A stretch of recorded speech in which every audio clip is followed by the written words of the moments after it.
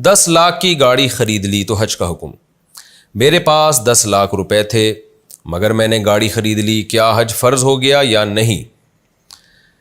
دیکھیں، جس زمانے میں حج کی درخواستیں جا رہی تھیں اور پیسے جمع ہو رہے تھے، اس وقت اگر آپ کے پاس 10 لاکھ کیش اماؤنٹ تھا اور درخواستیں 10 لاکھ یا اس سے کم میں جا رہی تھیں تو آپ پہ حج فرض ہو گیا تھا، آپ پر لازم تھا کہ آپ حج کر کے آتے۔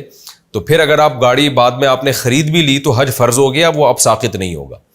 لیکن جس زمانے میں درخواستیں جا رہی تھیں اس سے پہلے آپ کے پاس پیسے تھے اور آپ نے جب حج کی درخواستیں جانا شروع ہوئی ہیں تو اس سے پہلے گاڑی خرید لی آپ نے، تو پھر آپ پہ حج فرض ہی نہیں ہوا۔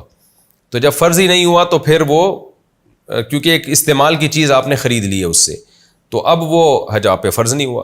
تو حج میں جو ہے نا استطاعت حج کی ہے یا نہیں، یہ استطاعت پیسوں کے لحاظ سے دیکھا جاتا ہے کہ جب حج کی درخواستیں جا رہی ہیں اس وقت پیسے ہیں یا نہیں۔ اس سے پہلے پیسے کسی کام میں خرچ ہو گئے تو پھر حج فرض نہیں ہوتا، اس وقت تھے بعد میں خرچ کیے تو حج فرض ہو جاتا ہے۔ تو اب یہ آپ خود فیصلہ کریں کہ اس وقت تھے یا نہیں تھے۔ اسلام لانے کے بعد غسل کرنا کیا ضروری ہے؟ اگر کوئی غیر مسلم اسلام قبول کرے تو کیا اس پر غسل کرنا ضروری ہوتا ہے؟ بنت قمر کراچی سے۔ دیکھیں، غیر مسلم اگر حالت جنابت میں ہو، جیسے کسی غیر مسلم کو نائٹ فال ہوا یا بیوی سے اس نے ہم بستری کی اور اس نے جو ہے پھر غسل نہیں کیا کفر کی حالت میں، اور پھر اسلام قبول کرے گا تو اس پر غسل فرض ہوگا، کیونکہ وہ ناپاک ہے اور اس حالت میں وہ نماز نہیں پڑھ سکتا۔